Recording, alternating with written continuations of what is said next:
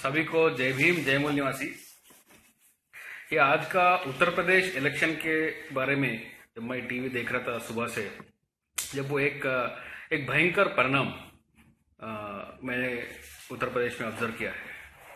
मैंने सोचा कि पहले 250-260 सीट के आसपास में बीजेपी चुनाव जीतेगी, क्योंकि वो उधर ईवीएम मशीन में वैसा भी वो टैंपरिंग कर रहे हैं। ये हमारा प्राइवेट जो कैडर है, हमारे कैडर के माध्यम से जो हमको मिला है इंफॉर्मेशन, उसके आधार पे मैंने ऐसा सोचा था कि 250-260 के आसपास में ये लोग जीतेंगे, बट उससे भी ज्यादा नंबर जा रहा था।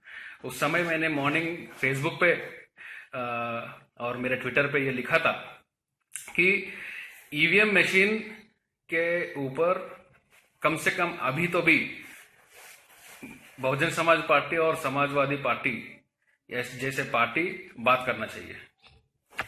तो ये एक अच्छी बात है कि बहन जी कुमारी मायावती प्रेस मीट बुलाए, और प्रेस मीट बुलाकर उन्होंने ये बात कहा कि ईवीएम मशीन में घोटाला हुआ है। जिधर मुसलमान वोट दिया उस मोहल्ले में भी बीजेपी को वोट पड़ा और बीजेपी चुनाव बहुत सारे जगह जीती है।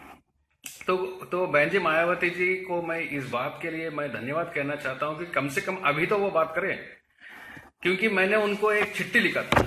ये चिट्ठी मैंने उनको लिखा था अप्रोक्सीमेटली, इस पे डेट फरवरी 8 को मैंने उनको लिखा था, और उस केस में मैंने, उस लेटर में मैंने ये केस को जो बामसेफ के माध्यम से कंटेम्प्ट ऑफ कोर्ट हम फाइल करे थे, तो कंटेम्प्ट ऑफ कोर्ट केस के रेफरेंस दिया था और उनको एक हिस्ट्री बताया था।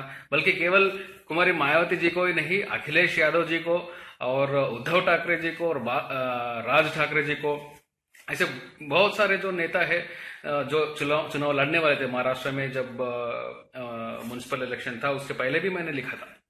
बट उस समय उन्होंने कोई भी आवाज नहीं उठाई, बात नहीं करी। बट आज अचानक अगर बात करते हैं तो ये एक हथियार बन गया है बीजेपी के लिए और उनके दलों के लिए कि ये भी एक तरफ चुनकर आते हैं। तो मैं ये बात साफ करना चाहता हूं लोगों को कि उत्तर प्रदेश में बीजेपी चुनकर आया पर पंजाब में चुनकर नहीं आया। ऐसा एक कंफ्यूज्ड स्टेट में हमारे लोगों को बीजेपी वाले लेकर जाना चाहते हैं। मैं ये अनुरोध करता हूं सब लोगों को कि बीजेपी और ब्राह्मणवाद पार्टी जो है वो खतरनाक है और चीटिंग करते हैं, फ्रॉड करते हैं, बट वो इतना इडियट्स नहीं है कि हर जगह वो चुनाव जीत जाए और हर जगह वो गवर्नमेंट फॉर्म कर दिए और ईवीएम टैंपरिंग और ईवीएम कॉन्स्पिरेसी को वो खुद ही एक्सपोज कर दे। अगर वो इतना बेवकूफ तो नहीं, वो सोच समझ के जिधर करना है जिधर नहीं करना है, कैसा वो रियलिस्टिकली दिखना चाहिए। बल्कि अगर मेरे हाथ में ईवीएम है तो मैं 100% जीत जाऊंगा, तो 100% जीत जाएगा तो देश के ऑपोजिशन पार्टीज ये बेवकूफ थोड़ी है। बट इस वजह से वो प्लान बनाकर, उनके ऊपर शक ना आए, ऐसा प्लान बनाकर जिधर जीतना है जिधर नहीं जीतना है वो कॉन्शियसली इसको इम्प्लीमेंट करते हैं। उत्तर प्रदेश में कुमारी बहन जी मायावती जो वो बिल्कुल सही है, बट उनके जानकारी के लिए मैं ये बात बोलना चाहता हूं। मैं आशा रखता हूं कि मेरे बात उन तक पहुंचे कि वो एक केवल ईवीएम मशीन का टैंपरिंग ही ये लोकतंत्र के लिए खतरा है, ऐसा मेरा कहना नहीं है। ईवीएम मशीन टैंपर होता या नहीं होता ये एक अलग मुद्दा है, बट मैं मेरा वोट देने के बाद में, वोट डालने के बाद में वो वोट को मैं वेरीफाई नहीं कर सकता हूं। मेरा वोट गया, किस पार्टी को गया, अगर मुझे शक आया इलेक्शन के बाद में तो मैं रिकाउंटिंग कर सकता हूं। बट ईवीएम मशीन में रिकाउंटिंग करने का कोई भी हमको ऑप्शन नहीं है, केवल हम रिकैलकुलेशन कर सकते हैं। जैसा कि मान लो कि एक 20 ईवीएम मशीन के ऊपर इलेक्शन हुआ और 20 ईवीएम मशीन के ऊपर इलेक्शन हुआ, हर पार्टी को 10-10 वोट आए और एक पार्टी को 100 वोट आया। तो मुझे अभी मेरे मन में आशंका है कि ईवीएम मशीन को मैं रिकाउंटिंग करना चाहिए। जब मैं रिकाउंटिंग का डिमांड करूंगा तो इलेक्शन जो रिटर्निंग ऑफिसर है वो मेरा डिमांड स्वीकार करते हैं, तो वो सारे ईवीएम मशीन को इकट्ठा करेंगे और वो ईवीएम मशीन को इकट्ठा करके वो ईवीएम मशीन में जितना टोटल नंबर आया था, मतलब पहला मशीन में 20 आए थे, 10 आए थे, 11 आए थे, 100 आए थे, वो ईवीएम मशीन का जितना भी टोटल था वो टोटल को गिनकर फिर वो बोलेंगे कि ये टोटल है। बट मित्रों ये ध्यान दीजिए कि वो केवल टोटल वोट काउंट करने के लिए रिकाउंटिंग नहीं है।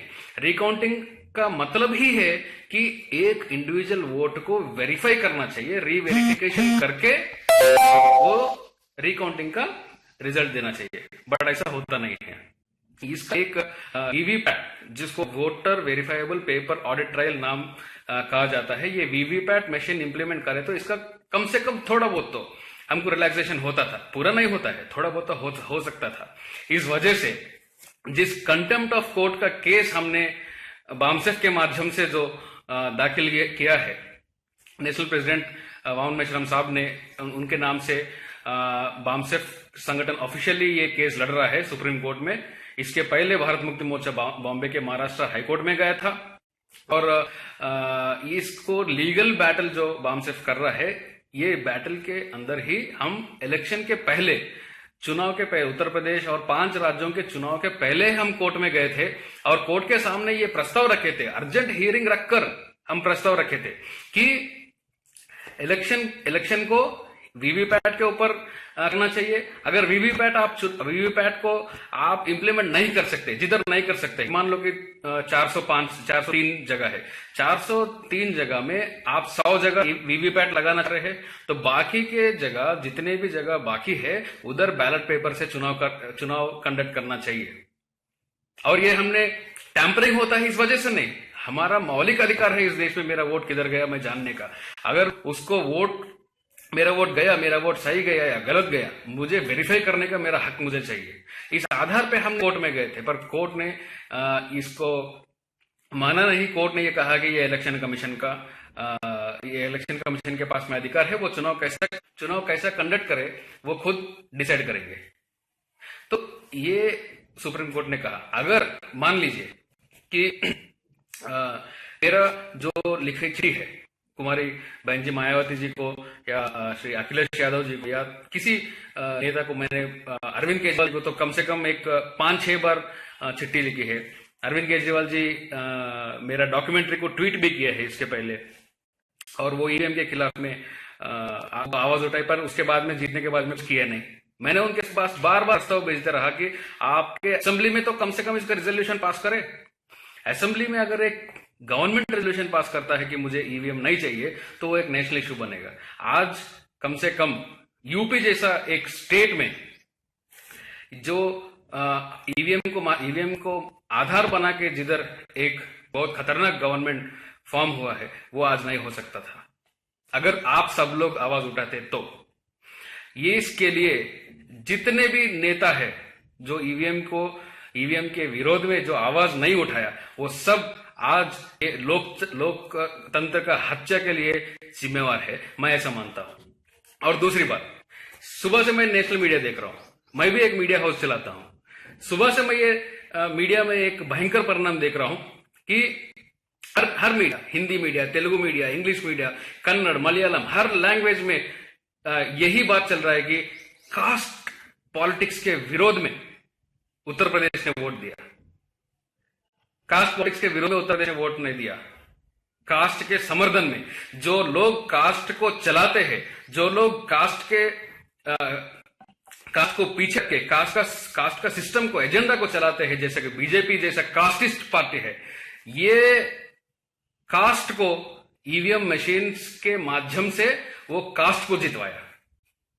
आप कास्ट के खिलाफ में जो आवाज उठाते हैं उनको आप कास्टिस्ट कहते हैं, जो कास्ट को प्रोटेक्ट करते हैं उनको आप नेशनलिस्ट बोलते हैं। ये एक बिका हुआ मीडिया है। मैं बहुत अफसोस से ये बात बोलना चाहता हूं कि ये बिका हुआ मीडिया है।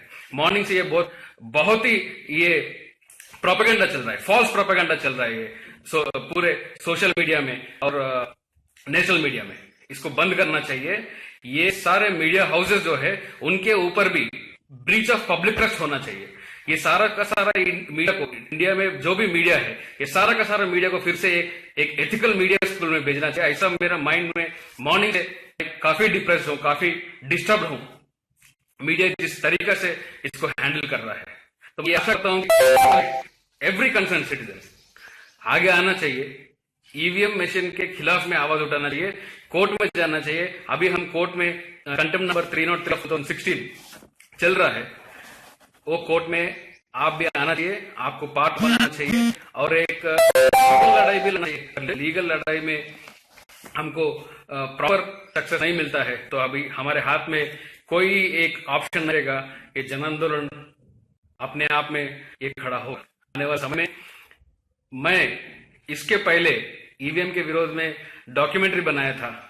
अभी बहुत सारे लोग बात कर रहे हैं, जिस समय ईवीएम के विरोध में हमने डॉक्यूमेंट्री बनाया था उस समय बहुत सारे लोग इसको मानने के लिए तैयार नहीं थे।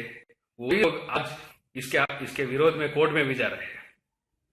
तो दोस्तों, आपको दुश्मन के जो स्ट्रैटेजी है उसमें फंसने से अच्छा अपना फेवर में जो एजेंडा है, जो लोकतंत्र को बचाने का एजेंडा है, इसके ऊपर हमको काम करना चाहिए। मैं ये आशा रखता हूं और आने वाले समय में कोई किसी को भी किसी के तरह लीगल या इंफॉर्मेटिव या रिसर्च ओरिएंटेड कुछ भी हेल्प चाहिए तो मैं सबको एश्योर करता हूं कि वो मुझे कांटेक्ट कर सकते हैं।